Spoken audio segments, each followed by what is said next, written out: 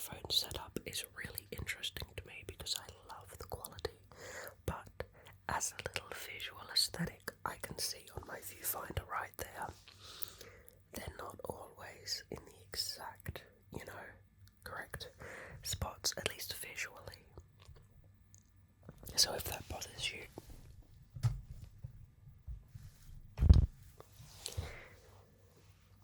I'm very sorry. But, I have to disassemble and reassemble my setup basically every time I record. So you can imagine that getting it to the exact right spot every time is probably not possible. You may see that I'm in a singlet. My hair is a bit curly and crazy, and that is because it's getting warmer down here in Australia. If you live in the northern hemisphere, you should remember that the seasons are swapped, so December is the start of summer here in Australia. So I'm here. I do have an air conditioner, but of course I can't have it on during recording because it would mess with the audio. So, I'm going to be chilling out, wearing my summer get up, and having a good time with all of you. We're reading today about Franklin's Lost Expedition. I got this in a comment a while ago that I should read about this, but I never did,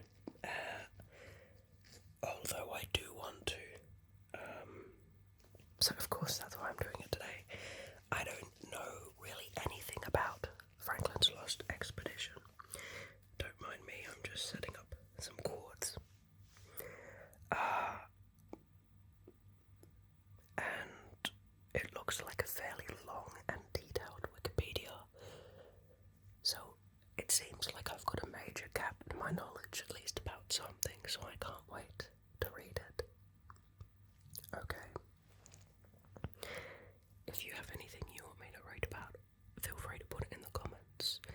This is my personal favourite series to do, as we both get to do something that benefits us with role plays and trigger videos. I like how they come out when they're finished, but recording them is less fun compared to these.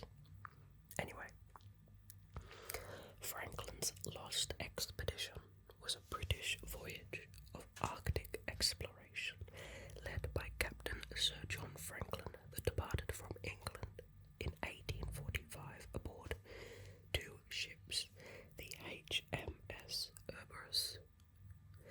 Erebus and the HMS Terror, and was assigned to traverse the last unnavigated sections of the Northwest Passage in the Canadian Arctic, and to record magnetic data to help determine whether a better understanding could aid navigation.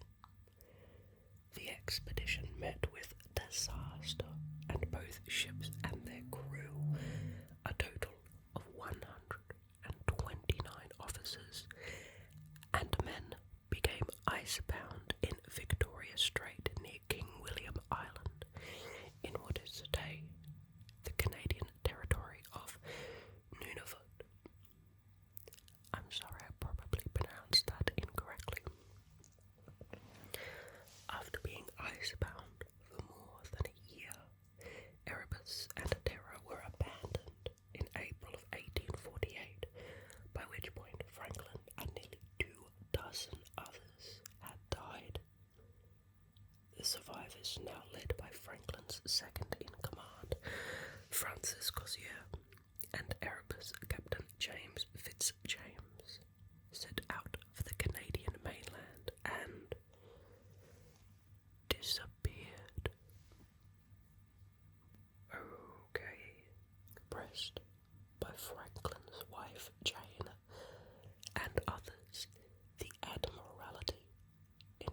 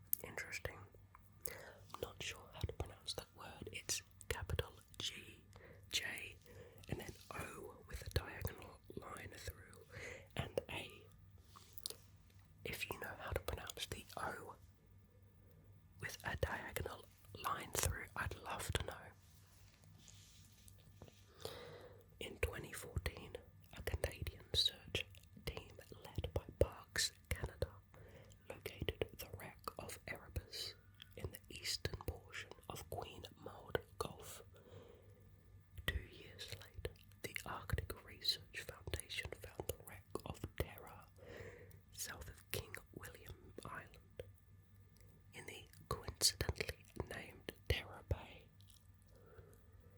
That's strange. Research and dive expeditions are an annual occurrence at the wreck sites, now protected as a combined National Historic Site. Wow, that definitely sounds like something I would be interested in doing on a kind of holiday tour situation. Sounds fun. Background: the search by Europeans for a western shortcut by sea from Europe to Asia began with the voyages of Portuguese and Spanish explorers like Bartholomew Dias, Vasco da Gama, or even Christopher Columbus, a Genoese explorer at the service of the King of Spain. In the 15th century, by the mid-19th century, numerous exploratory expeditions had been mounted, originating mainly from the Kingdom of England, a part of the Kingdom of Great Britain from 1707, a part of the United Kingdom from 1801. These voyages, when successful, added to the sum of European geographic knowledge about the Western Hemisphere, particularly North America. As that knowledge grew, exploration gradually shifted towards the Arctic. 16th and 17th century voyagers who made geographic discoveries about North America include Martin Frobisher, John Davis, Henry Hudson, and William Baffin. In 1670, the incorporation of the Hudson's Bay Company led to further exploration of the Canadian coastlines, interior and adjacent Arctic seas. In the 18th century, explorers of this region included James Knight, Christopher Middleton, Samuel Hurney, James Cook, Alexander Mackenzie, and George Vancouver. By 1800, their discoveries had conclusively demonstrated that no northwest passage between the Pacific and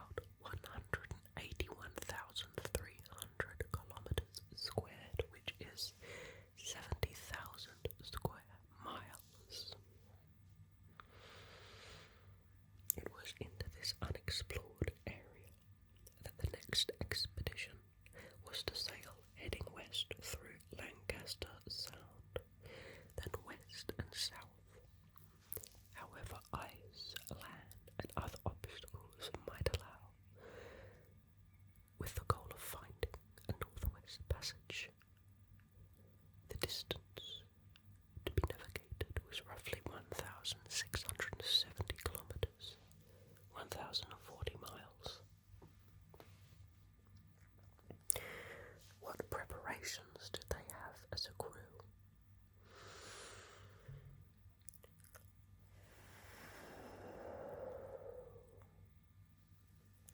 Command preparations. Barrow was now 82 years old and nearing the end of his career.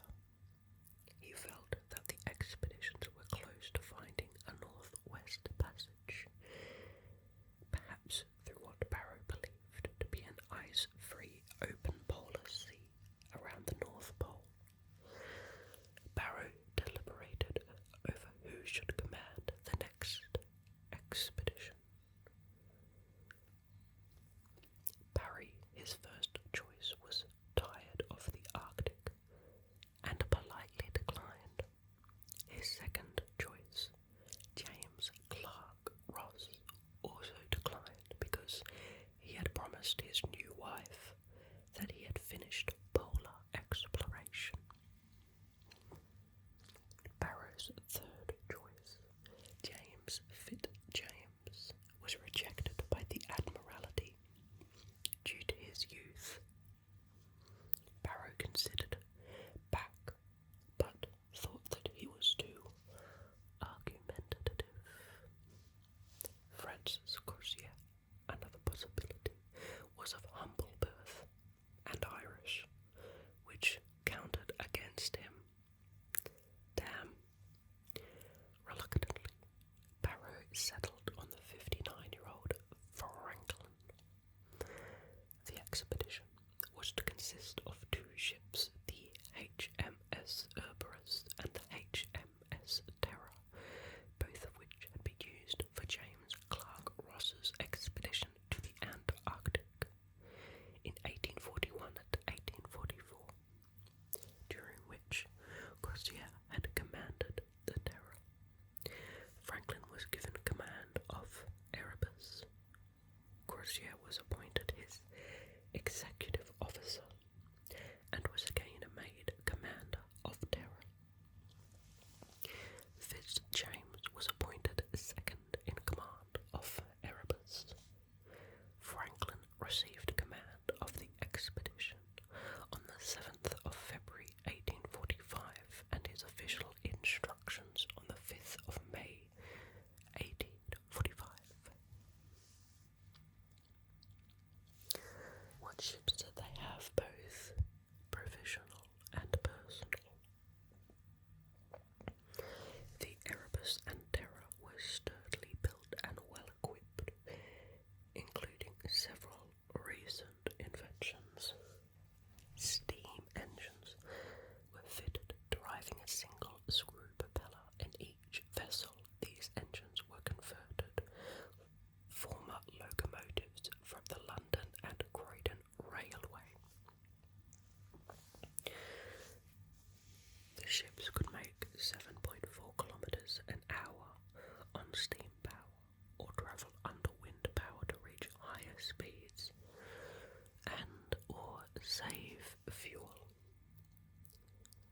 Other advanced technology in the ships included reinforced bows constructed of heavy beams and iron plates, an internal steam heating system for the comfort of the crew in polar conditions, and a system of iron wells that allowed the screw propellers and iron rudders to be withdrawn into the hull to protect them from damage.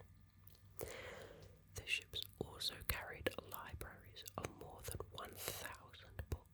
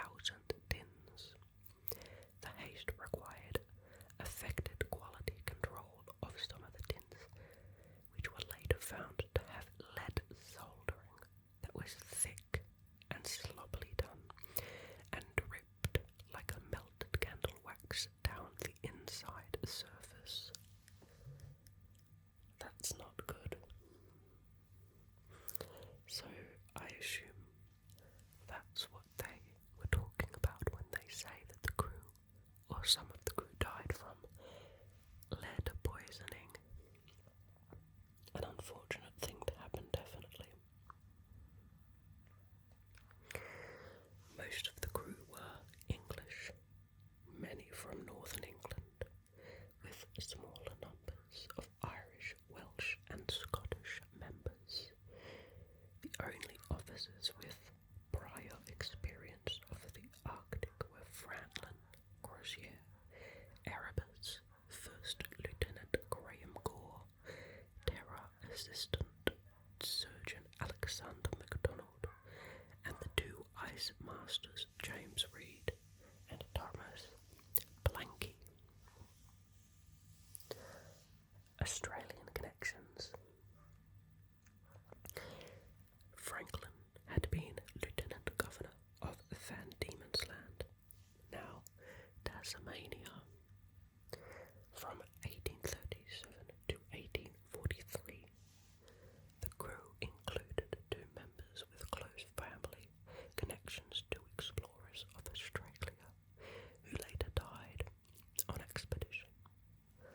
Commander Henry Le Viscount was the first cousin of William John Willis, the co-leader of the 1861 Burke and Wills expedition, and the first to cross the Australian mainland from south to north. Both Burke and Wills perished on the return journey. William Gibson, a steward on Terra, was the elder brother of Alfred Gibson, who disappeared on an 1874 expedition led by Ernest Giles to cross the deserts of Western Australia from east to west, and was honoured in the naming of the Gibson Desert. Giles recorded the connection in his journal entry of the 21st of April 1873. I remarked to Gibson as we rode along that this was the anniversary of Burke's and Will's return to their depot at Cooper's Creek, and then recited to him, as he did not appear to know anything whatever about it, the hardships they endured, their desperate struggles for existence and death there, and casually remarked that Mr. Wills had a brother, sick, who also lost his life in the field of discovery as he went out with Sir John Franklin in 1845. Gibson then remarked, "Oh, I had a brother who died with Franklin at the North Pole, and my father had a great deal of trouble getting his pay from the government."